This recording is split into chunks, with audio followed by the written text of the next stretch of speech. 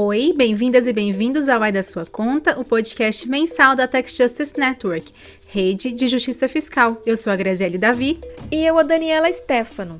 O É da Sua Conta é para você que fala português em qualquer parte do mundo e quer entender a relação entre justiça fiscal e o seu dia a dia.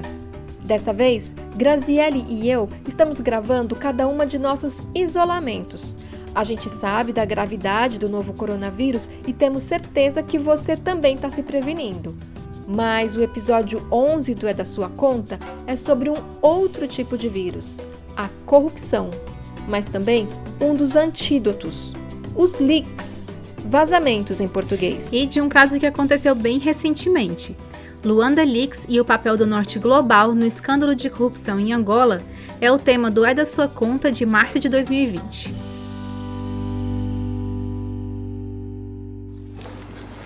Sem a 1, com você? Oi, tudo bem? Meu nome é Luciano, tá? Eu sou um cliente aqui de Santander. Na verdade, eu só tenho uma dúvida. Eu queria entender quais são os critérios para fazer uma transferência de alto valor, por exemplo. Então, o que acontece? Quando vai fazer, dependendo do valor, aqui no caixa a gente precisa de autorização. Autorização da gerência, assim, autorização para eles virem aqui liberar o valor, né? Porque a gente não tem autonomia para liberar o valor. Tá, mas o dinheiro não é meu? Não, o dinheiro é seu, mas de toda forma, aqui no meu caixa ele trava, eu consigo lançar tudo, só que na hora de finalizar eu tenho que mandar para eles autorizarem. Aí geralmente eles questionam, mas é o quê? Porque assim, como tem muitas e muitas fraudes, aí eles perguntam, é o quê? Mas por quê? Aí, é uma compra de veículo. É igual depósito. Se você for fazer depósito aqui acima de 10 mil reais, o sistema automaticamente ele já pede origem do dinheiro. A gente ouviu o Luciano Máximo em um banco em São Paulo. Para nós, pessoas simples, é bem difícil fazer movimentações financeiras com valores altos, né, Grazi? Para pessoas físicas, as regras costumam ser bem exigentes. Mas a bilionária Isabel dos Santos, que é filha do ex-presidente angolano José Eduardo Santos, assinou 3 transferências milionárias num único dia. Essa foi uma das mais recentes notícias que vieram a público com informações do Luanda Leaks. É isso. As pessoas usam empresas offshore para fazer essas transferências sigilosas. As transferências foram realizadas através da conta da Sonangol no Eurobic, que é um banco privado em Portugal e que tem capital luso-angolano. A Isabel dos Santos é a maior acionista deste banco. Será que isso também explica a facilidade em realizar esse tipo de transação?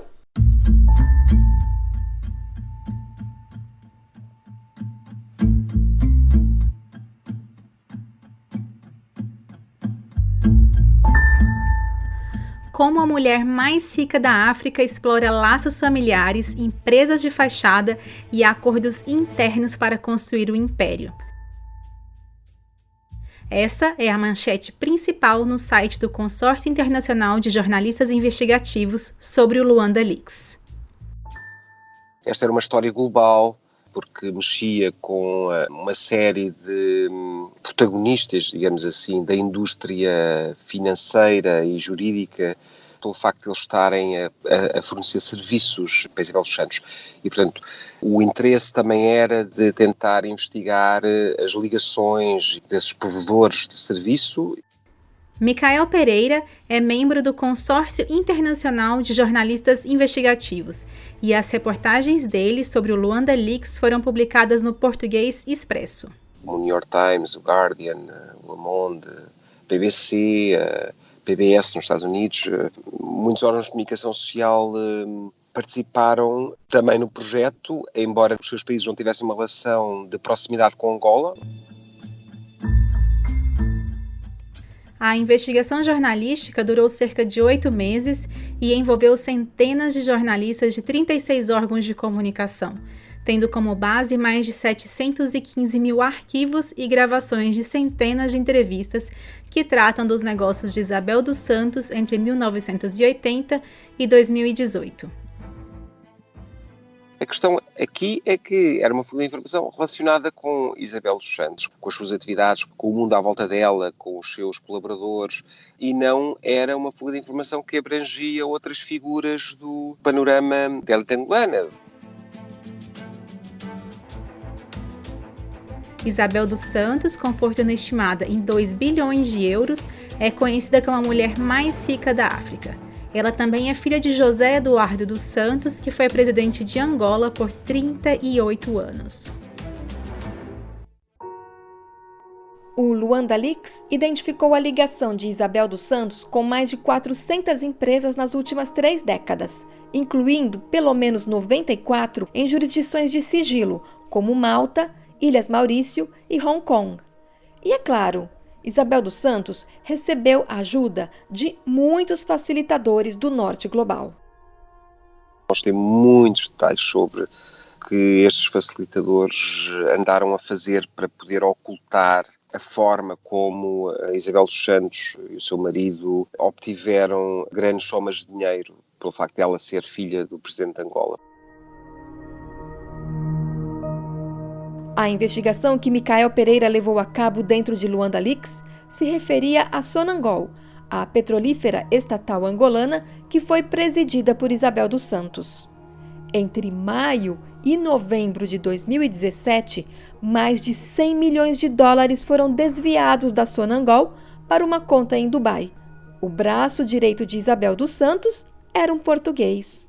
Ficou exposto o papel do principal advogado dela, um português, e do principal gestor de negócios e do administrador financeiro da Sonangol, que na verdade era um homem que tinha acabado de sair da PricewaterhouseCoopers para a Sonangol quando ela foi presidida a esta empresa, que é a empresa petrolífera pública de Angola.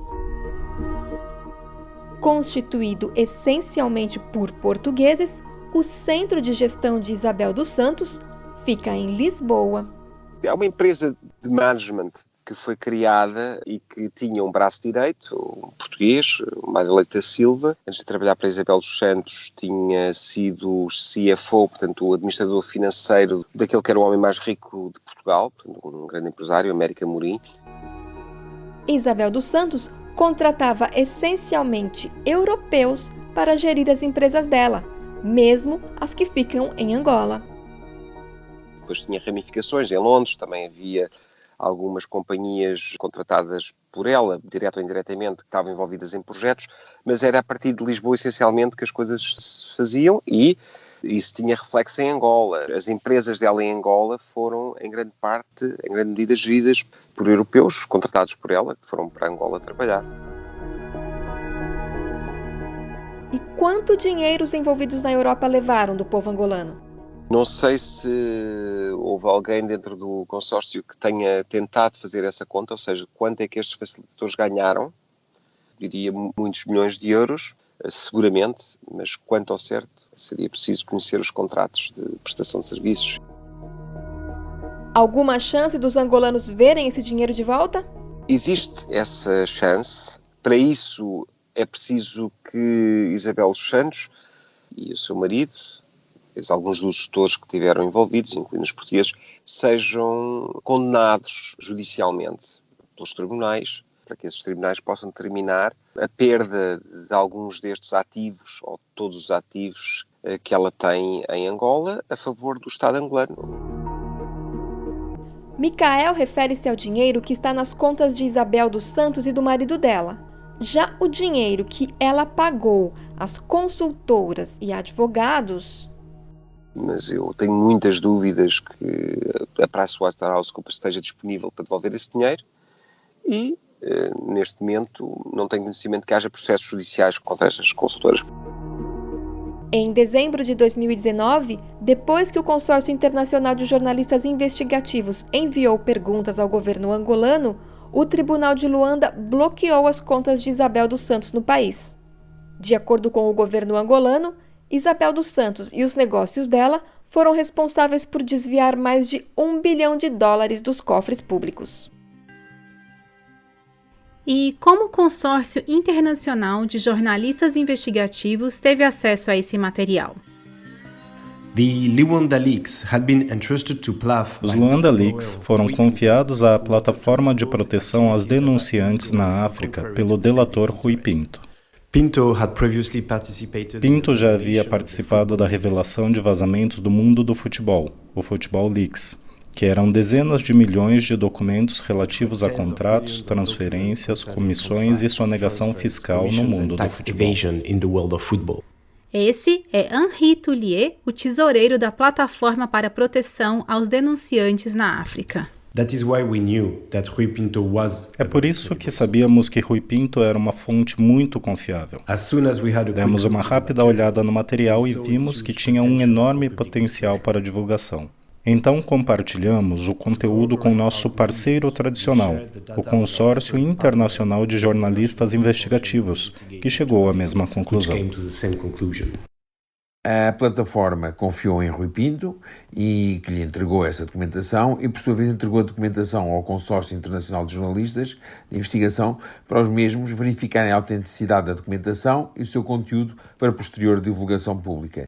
Esse é Francisco Teixeira da Mota, advogado de Rui Pinto. Durante cerca de um ano, 120 jornalistas estiveram a trabalhar no material que foi fornecido por Rui Pinto para confirmar a veracidade do que aí se dizia e a gravidade e a importância e que veio a desembocar nas revelações do Luanda Leaks. E como a Plataforma de Proteção de Denunciantes na África protege quem disponibiliza os dados? A plataforma busca defender os denunciantes, bem como a estratégia e a defesa do nome dele quando a divulgação trata do interesse público dos cidadãos africanos. Melhorar a proteção dos denunciantes beneficia o Estado de Direito e o acesso à justiça, pois os denunciantes podem efetivamente divulgar condutas ilícitas sem medo de represálias. No entanto, Rui Pinto segue preso em Portugal devido às denúncias envolvendo Football Leaks. É isso mesmo, ele disponibilizou os dados tanto do Football Leaks quanto do Luanda Leaks. E ele está em uma situação bem complexa, na opinião do advogado dele, Francisco Teixeira da Mota. Ele está preso preventivamente e estamos a lutar dentro do processo para ver alterada a sua medida de coação, mas é uma situação extremamente complexa. O Pinto desperta muitos ódios, mesmo no sistema judicial português, e não é fácil que a situação do mesmo seja avaliada com rigor e com justiça. Nesse cenário, tanto o advogado de Rui Pinto quanto a Plataforma de Proteção de Denunciantes na África defendem que as pessoas apoiem um processo que seja conduzido com transparência e de forma justa. Além disso, os advogados da plataforma já se comprometeram a defender Rui Pinto no caso de haver alguma ação judicial futura relacionada com Luanda Leaks. Os leaks, ou vazamentos de informações, não são uma novidade no mundo. Eles estão aí há muito tempo para expor injustiças. E só ganharam mais força ainda com a internet e a tecnologia, como mostra a reportagem do Luciano Máximo. Em 1772, o vazamento de informações, conhecido como The Hutchinson Letters, derrubou um governador americano e quase precipitou uma guerra pela independência do país. O caso Watergate, em 1972, resultou na renúncia de um presidente americano. Em 2005, os memorandos de Downing Street sobre a falácia das armas de destruição em massa que levaram Estados Unidos e Reino Unido a atacar o Iraque em 2003 enfraqueceram muito o governo do primeiro-ministro britânico Tony Blair. Mais recentemente, WikiLeaks, Edward Snowden, Panama Papers, Football Leaks, Luxemburgo Leaks, Luanda Leaks e muitos outros revelaram centenas de esquemas de corrupção e o jogo sujo do poder envolvendo milionários, partidos políticos, escritórios de advocacia, bancos, corporações e governos. A internet está em disputa e um dos elementos essenciais, um dos momentos que mais construíram essa disputa foi o surgimento dos leaks, de vazamentos feitos por pessoas que têm acesso aos segredos do poder e que revelaram às sociedades uma pequena parte desses segredos das grandes instituições, dos bilionários, das pessoas que têm na política ou na economia, no dinheiro, condições de influenciar as nossas vidas. Essa é a opinião do jornalista Antônio Martins, editor do site Outras Palavras. Os vazamentos de informação são uma ferramenta fundamental para a manutenção do Estado democrático de direito, porque contribuem com a transparência das decisões políticas e econômicas que mexem com a sociedade, local, nacional e até globalmente. E a figura do whistleblower, ou seja, do denunciante, é central nesse processo, como destaca Fabiano Angélico, pesquisador e consultor para temas de transparência. Os chamados whistleblowers, né, que tem um termo que está sendo cada vez mais usado internacionalmente, que é os alertadores, ou as pessoas alertadoras. Muitas vezes elas são, aqui na América Latina é muito comum isso, né, dizer que são dedo duro, são cagueta, enfim, é uma reação que realmente é própria de uma cultura onde você está protegido dentro de um grupo social, é mais importante do que você ter esse entendimento mais amplo de que as instituições, os governos, as empresas não devem abusar, né, de seu poder, né? Mas Angélico acredita que os latino-americanos estão entendendo melhor o papel dessa pessoa alertadora. Mesmo aqui na América Latina, a gente começa a perceber a importância de você ter informação de quem está alertando, né, para crimes, para ilícitos. Eu acho que devagar a gente vai chegando, né, a um entendimento de que é absolutamente crucial você contar com uma figura de pessoas alertadoras e você contar inclusive com uma legislação que possa proteger essas pessoas, que elas possam ter tranquilidade de apontar os erros sem sofrer retaliações, sem sofrer consequências. Com alcance em vários países da América Latina, a Latam Leaks, lançada em fevereiro de 2020, é um portal regional de informações que recebe e publica denúncias anônimas e defende a agenda de proteção de denunciantes e da transparência. Luciano Máximo é da sua conta.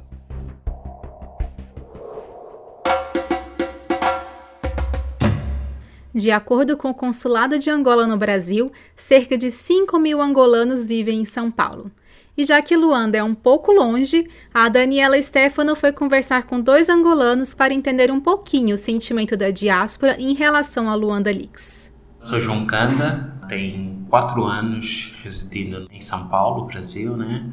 Angolano, nasci na província da Huila, né? E sou escritor, trabalho com produção cultural e empreendedor. Aragão Tavares, resido no Brasil já há quase 9 anos.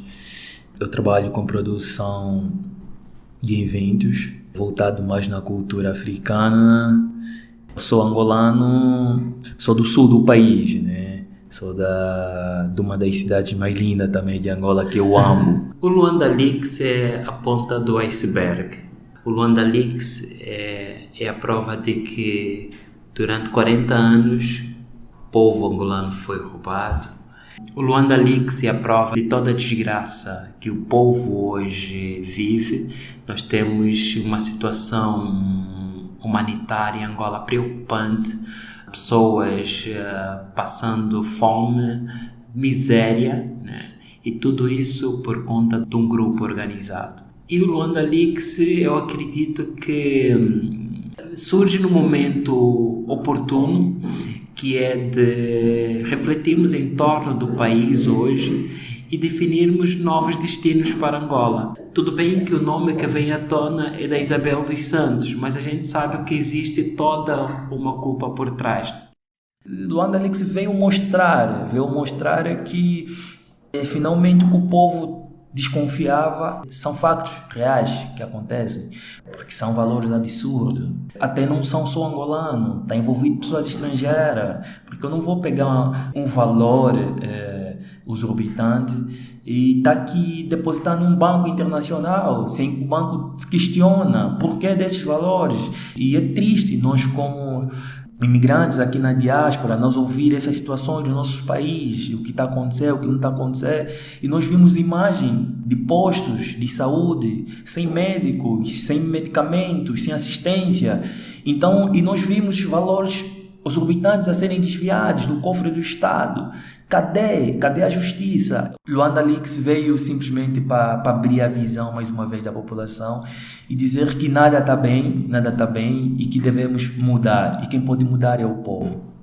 Como é que vocês se sentem vendo o país de vocês ser saqueado pelas pessoas que estão nos países ricos e que têm esse poder? É muito triste mesmo. E por quê? Porque são essas pessoas, né, que são as primeiras pessoas a virem dar uma reunião de aconselhamento, por exemplo.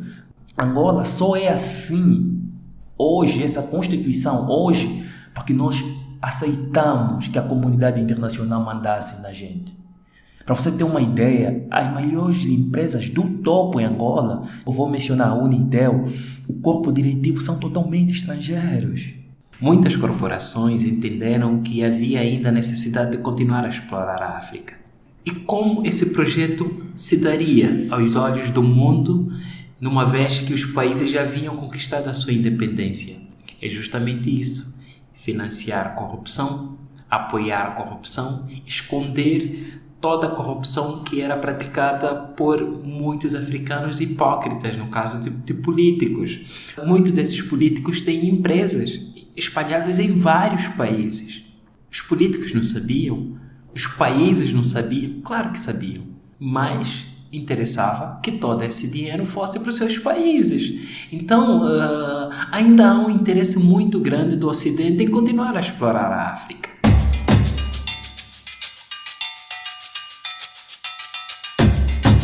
E o que Luanda Leaks rendeu em Angola? Quem conta pra gente é Cisaltina Cutaia. Ela é diretora da Open Society Angola. Em algum momento dessa conversa, você vai escutar o choro de uma criança. É o bebê da Cisaltina. É que ela falou com a gente por Skype e estava na casa dela em Luanda. Cisaltina, como é que está sendo a repercussão do Luanda Leaks aí em Angola? Do ponto de vista das autoridades, o governo angolano continua a implementar o seu programa que chama de combate à corrupção e de moralização da sociedade, mas ligando mesmo ao Luanda Leaks, infelizmente não gerou debate ainda sobre como fechar as brechas que o sistema político tem para que esse tipo de roubos, entre aspas, aconteçam. Eu acho que esse debate também passa muito por rever a Constituição da República do país, porque a Constituição da República ela permite que o presidente tenha espaço para permitir esse tipo de situações. Talvez valha fazer uma pequena explicação sobre a política em Angola, porque por muitos anos esteve então José Eduardo Santos, que é o pai da Isabel dos Santos, e agora João Lourenço, que também é do MPLA. O que mudou? Sim, houve uma mudança da liderança do poder político, mas as práticas, os atos, eles continuam a acontecer. Como as pessoas têm mais informação hoje sobre o que aconteceu no passado, todo o foco está nesse grupo de pessoas que esteve no poder e que são apontadas hoje como as culpadas da atual situação econômica e social do país. Daí o facto de eu dizer que há necessidade de se pensar em soluções de longo prazo, né? Soluções que abordem a questão do sistema, porque esse sistema que existe que permite que atos dessa natureza sejam praticados. Não é necessariamente uma questão do caráter de quem está no poder, mas é a questão de termos um Estado que cria condições, que cria pesos e contrapesos para impedir que as pessoas possam abusar das suas posições políticas para cometer esse tipo de crimes. E nós ainda não estamos a falar sobre isso. Como é que se faz para se discutir esses temas na sociedade angolana? Quanto mais pessoas tomarem consciência de que o nosso problema não é individual, não é de uma pessoa, e as pessoas forem empoderadas no sentido de ter acesso à informação, de saberem como é que a ação dos políticos tem uma influência na vida das pessoas, na vida das comunidades, eu acho que por aí nós podemos fazer algumas mudanças. O nosso problema é que nesse momento nós temos uma sociedade civil que é fragilizada, as pessoas não têm tempo para engajar com questões políticas, as pessoas estão preocupadas em pôr comida na mesa. Infelizmente, quando saiu a questão do Luanda Leaks, a primeira coisa que saiu, mesmo a forma como a mídia tratou a questão, é tipo dizer, fulana é gatuna, é robô, não sei o quê, e não já uma preocupação de pensar, como é que nós chegamos aqui? O que é que precisamos fazer para evitar que isso se repita? Todos os outros presidentes também têm filhas que podem se transformar numa Isabel dos Santos se a gente não criar impedimentos. E eu acho que a nossa sociedade se concentra muito em analisar indivíduos ao invés de analisar processos. A Isabel dos Santos, ela é uma PEP, né? Uma pessoa exposta politicamente. As transações financeiras dela, do companheiro dela, deveriam estar sempre sendo monitoradas. E se os bancos em Portugal tivessem trabalhado dessa maneira adequada, jamais aceitariam fazer uns negócios desses com uma PEP. O que você acha que fez com que os bancos em Portugal aceitassem negociar com ela? O que acontece é que fecha-se os olhos a tudo que vem da África e nós podemos falar não só em relação às transações dos bancos ou então a forma como as empresas de auditoria, as empresas de consultoria se comportam nesses casos. É falta de ética, fecha os seus olhos para as questões que são ligadas à África. Na sequência do Luanda Leaks, em Portugal, o que acontece? Algumas pessoas pedem demissão, algumas pessoas saem de cena e as coisas ficam mais ou menos resolvidas, mas agora o dinheiro quase que nunca retorna, porque não existem consequências também, né? Não existem consequências para esses países, para esses bancos. O máximo que acontece é o presidente do banco sair, mas os países não assumem responsabilidade.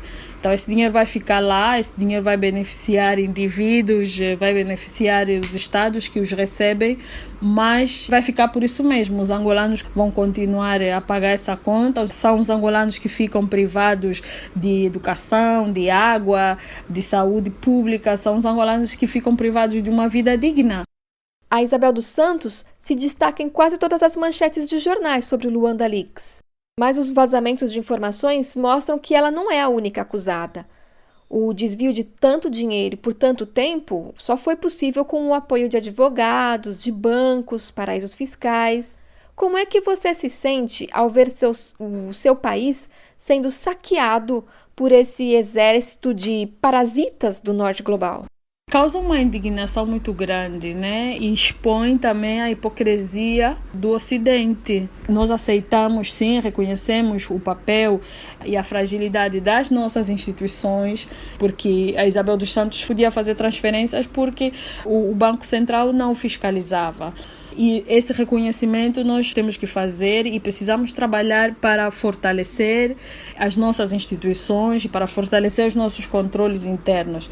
Mas depois também precisamos falar de como que as empresas, essas grandes companhias, sejam as empresas de auditoria, as empresas de consultoria, precisamos falar também do papel e da responsabilidade dessas instituições no agravamento das condições dos estados que já possuem instituições frágeis, porque boa parte dos nossos recursos serve para alimentar as economias desses países e as elites desses países. Ouça a entrevista completa com Cisaltina Cutaia, da Open Society Angola, em www.edasuaconta.com.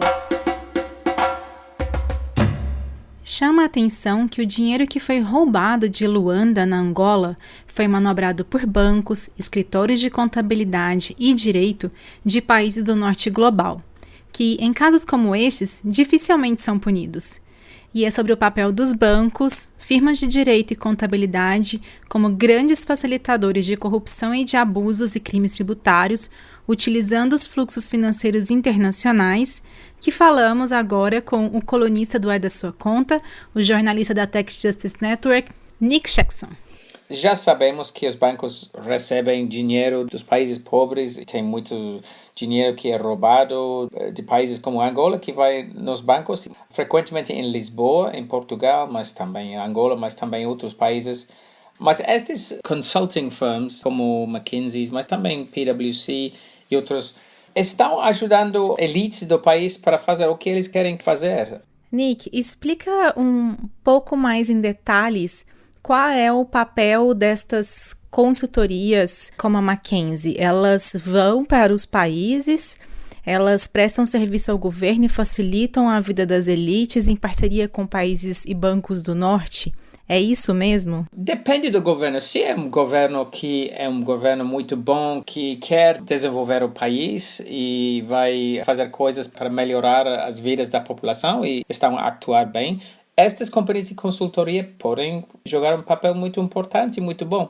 Mas se é um país como Angola, sob a presidência do presidente José Eduardo dos Santos, havia muito roubo, muito cleptocracia, estas firmas vão ajudar essas atividades. E os escritórios de direito e contabilidade, como agem? Companhias de contabilidade, mas também de consultoria, como PwC, Deloitte, eles estão a jogar este papel em muitas partes da economia angolana. Mas estão a fazer outras coisas também, porque fora do país estão a avisar os líderes angolanos, os ricos angolanos, como fazer uma estrutura internacional, talvez para esconder dinheiro, ou talvez para fazer uma companhia internacional para importar alguma coisa para Angola ou exportar. Eles estão a fazer isto para ajudar estes elites angolanos, mas também estão a atuar nos paraísos fiscais e estão a ajudar os governos destes paraísos fiscais para que as leis do paraíso fiscal estão a construir.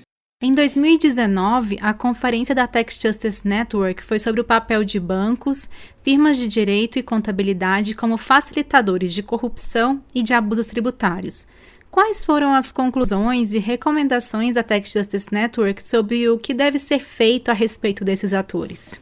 As sanções contra essas empresas também devem incluir sanções pessoais contra indivíduos, não apenas para a empresa envolvida, incluindo penas de prisão para casos particularmente graves. E tem várias maneiras de fazer isso.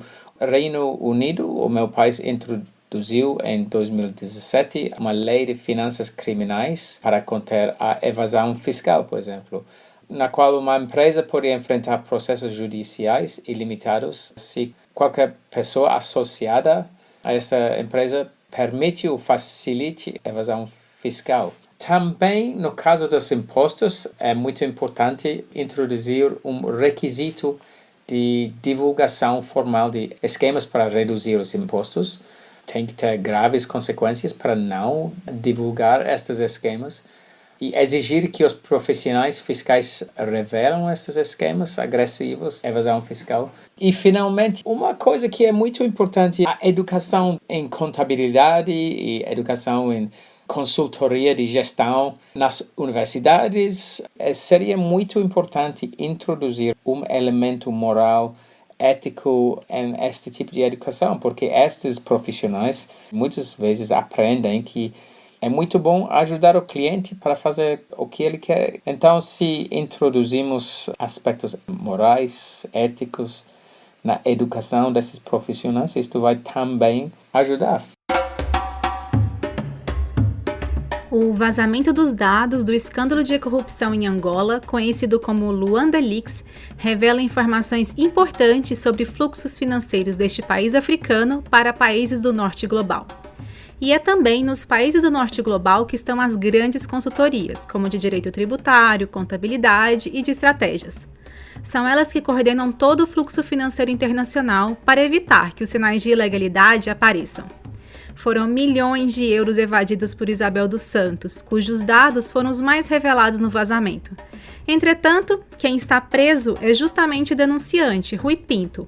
Progressivamente, o entendimento da população tem alterado e compreendido a importância dos que alertam, o que pode auxiliar a alterar as decisões judiciais.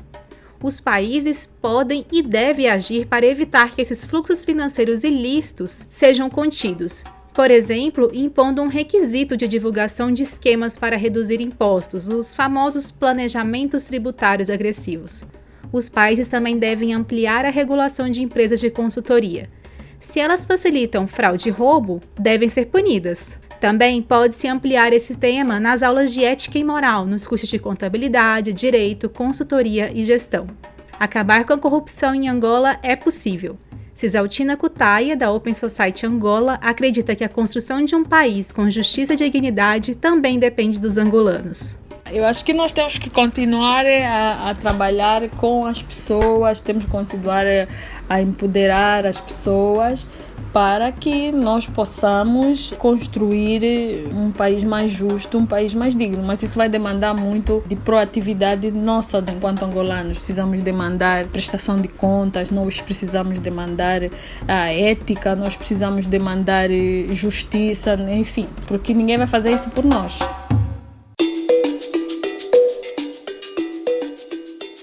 O É da Sua Conta, de março de 2020, contou com a coordenação de Naomi Fowler e a produção de Daniela Stefano, Luciano Máximo e minha, Graziele Davi.